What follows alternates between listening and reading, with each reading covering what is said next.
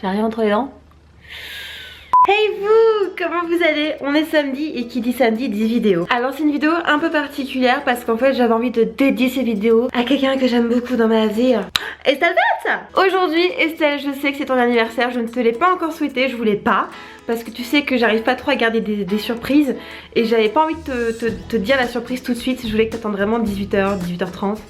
Quelque chose comme ça. Dans un premier temps, ton premier cadeau, tu le connais déjà, je crois que j'ai même pas besoin de t'en parler. Il s'agit de ceci. Tes céréales licornes sont toujours chez moi. Donc soit tu viens les récupérer, soit je viens te les déposer. Mais il faut faire quelque chose parce que sinon, je vais les bouffer. Si jamais vous vous posez la question, c'est une série limitée de chez Fruit Loops et ça existe dans tous les supermarchés. En tout cas, dans mon Monoprix, ils y sont encore. Voilà. Et le deuxième cadeau, je te montre juste une image et je pense que tu vas tout de suite percuter de quoi il s'agit.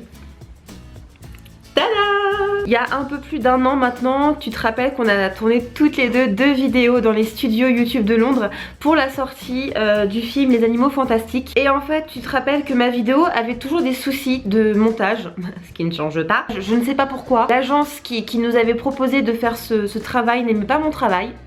Ça arrive, et du coup j'avais totalement lâché, mais la vidéo était toujours présente sur ma chaîne YouTube. Et du coup, rien que pour ton anniversaire, rien que pour toi, j'ai décidé de la sortir. Donc j'espère que ça te fera plaisir. On a eu des purées de moments drôles, on n'en pouvait plus comment on se marrait. J'ai essayé de garder tout ça, j'ai pas retouché à la vidéo, je l'ai laissé tel que, parce que c'est un petit souvenir de nous deux. J'espère que ça te fera plaisir, je te souhaite un agréable joyeux anniversaire.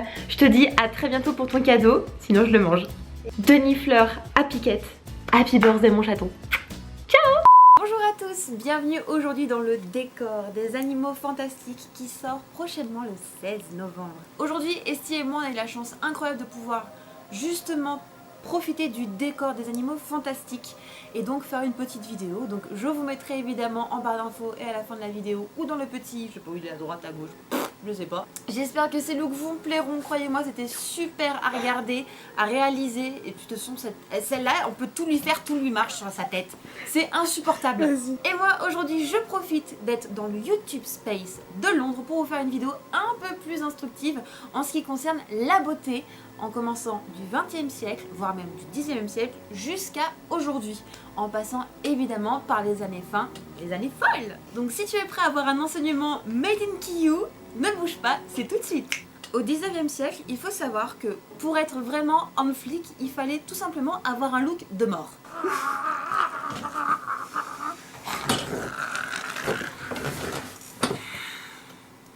Ça va être long.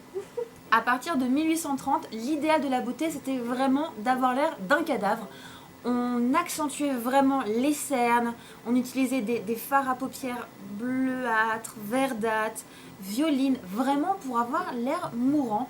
Je ne sais pas pourquoi, on avait des soucis à l'époque, on ne s'en cachait pas, au contraire, on mettait ça en avant. On voit apparaître l'industrialisation de la cosmétique, on s'intéresse vraiment justement à ce concept, mais comme d'habitude, on met des produits toujours qui sont cancérigènes, voire même mortels.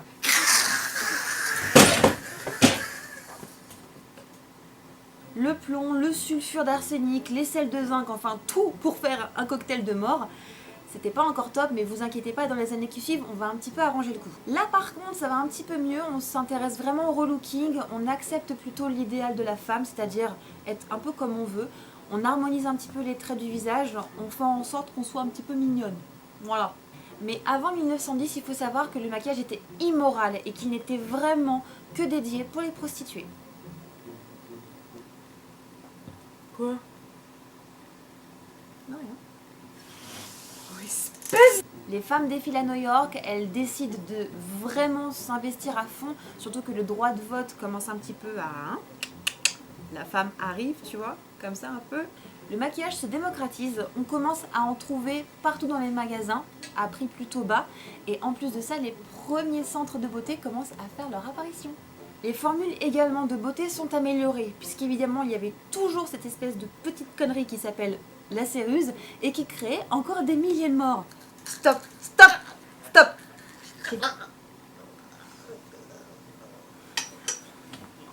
C'est à partir des années 1910 qu'on commence à vouloir avoir un teint plutôt hâlé. C'est les premières vacances également qui arrivent. Donc forcément on se dit wouhou, je veux revenir de la plage, parce que c'était vraiment le truc du summum. J'ai été à la plage. Aujourd'hui c'est je vais à Ibiza, je vais en Thaïlande, je m'éclate comme je veux, tu vois. Le cinéma muet également est toujours au box-office. On fait vraiment la mise en avant des visages extrêmement expressifs. Le mascara arrive à fond.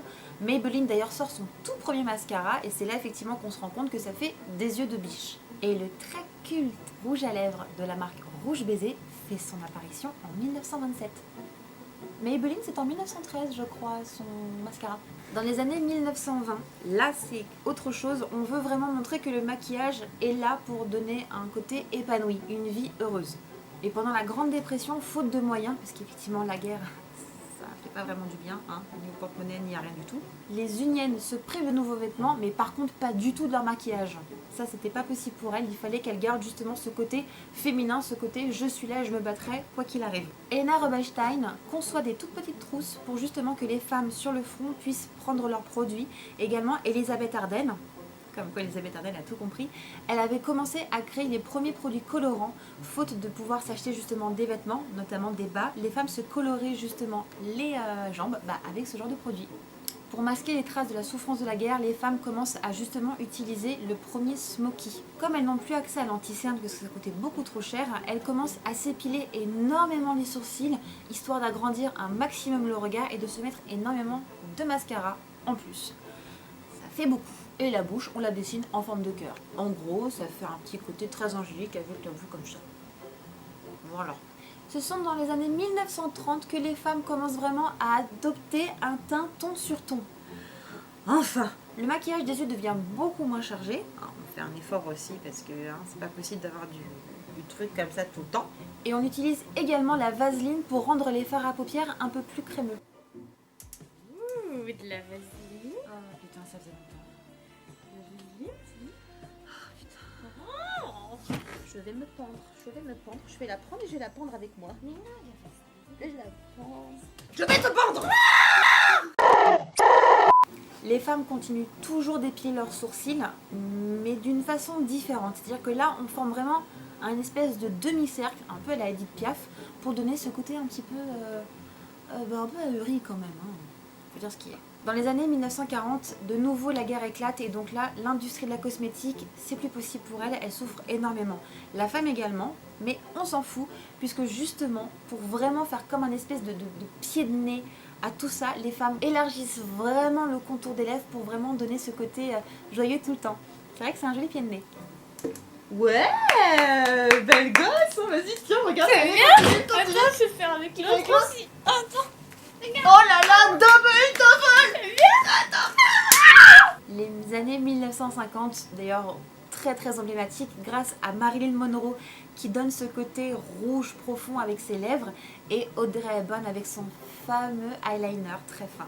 C'est vrai que c'était quand même magnifique. Poum poum pilou. Ouais, enfin Marilyn Monroe et les dessins, on revient quand on aura.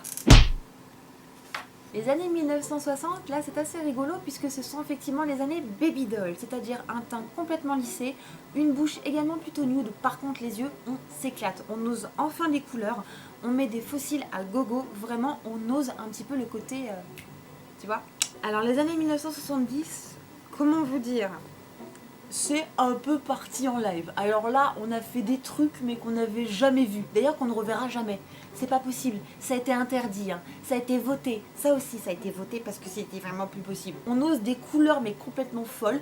On fait des yeux de pan. On a un côté psychédélique. Un peu comme ce truc-là. Là, regarde. Voilà, tu vois, regarde. Comme ça. Voilà. Pour le coup, on a un petit peu arrêté le rouge, on ose le marron, l'orangé, enfin des couleurs un petit peu funk comme ça. Ça revient un peu à la mode, c'est vrai, on va pas se mentir, mais l'œil de pan, à part dans les défilés, il faut plutôt éviter. En 1980, les couleurs et les textures sont complètement réétudiées, elles sont mélangées pour donner beaucoup de profondeur. Le fameux soutien-gorge de Madonna fait son apparition, hein. Merci JPG, hein, parce que tu lui as fait une sacrée pub. On charge le maquillage mais à mort. Et c'est dans cette tranche d'année que des produits spécialement pour hommes sont créés par L'Oréal. On s'occupait déjà des hommes, hein, faut pas croire que la beauté c'est que les femmes. Et bah non. Là, dans les années 90, on retourne vers un maquillage plutôt naturel, plutôt soft, parce qu'effectivement on veut avoir ce côté natural look. Dans les années 90, on retourne encore à un style naturel. En gros, on n'a pas arrêté de faire du ping-pong. Pour le coup, c'est vrai que même jusqu'à aujourd'hui, on continue d'avoir ce côté natural look. C'est ce qui finalement, je trouve, nous fait le plus beau teint, la plus belle personnalité du monde. phrase, comme vous voulez.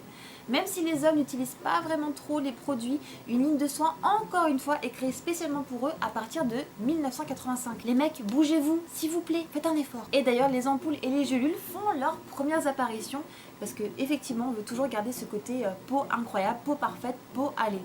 Ça commençait déjà. Et donc aujourd'hui, nous sommes en 2016 et la mode n'a toujours pas vraiment changé puisqu'effectivement, de temps en temps, on arrive à faire un charbonneux, mais généralement, en tout cas la beauté française, et c'est d'ailleurs pour ça un petit peu qu'on nous jalouse, c'est de garder ce côté très naturel, pas trop maquillé, genre femme active qui n'a pas le temps de se maquiller, donc on garde ce côté très naturel, un peu travaillé sur le mascara, un peu les sourcils, du blush, un petit rouge nude, et le tour est joué. Même si le rouge nude n'existe pas, mais aujourd'hui je suis Kyo, je suis une professeure et je fais ce que je veux. Et voilà tout le monde, on espère que cette vidéo très instructive sur la beauté vous aura plu. N'hésitez pas à nous donner des tips, vos façons de faire au cours de tous les jours, parce qu'effectivement chacun fait comme il veut.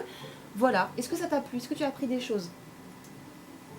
C'est tout pour le moment, merci beaucoup, on vous dit à très bientôt. Encore merci à Warner de nous avoir proposé cette immense chance unique de pouvoir avoir un décor de fou. Mais c'est pas possible, est-ce que vous vous rendez compte que... Moi je peux plus. Si vous avez été voir Les Animaux Fantastiques, n'hésitez surtout pas à me dire ce que vous en pensez en commentaire. Si ce genre de vidéo vous plaît, pourquoi pas une prochaine fois, mais sans Esti, parce que je ne peux plus, psychologiquement. Je vous dis à très bientôt pour de nouvelles aventures. Prenez soin de vous. Chin. Mettez un pouce bleu pour que je revienne. Non, non, faites pas ça. Ça ne veut strictement rien dire. Je dis des phrases qui n'ont pas le moindre effet dans la vie. Non mais t'inquiète, moi tout à l'heure j'ai dit des trucs. C'est trop marrant. Oui, même si c'est des jeux, surtout sur le crâne en fait. On voit pas trop sa gueule parce que c'est pas très joli.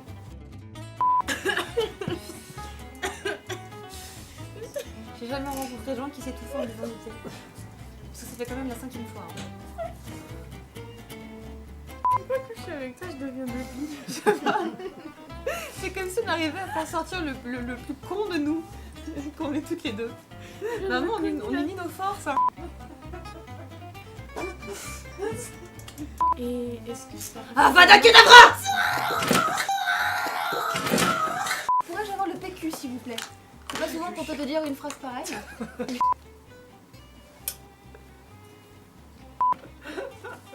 Ça fait carrément flipper. Il faut la garder celle-ci.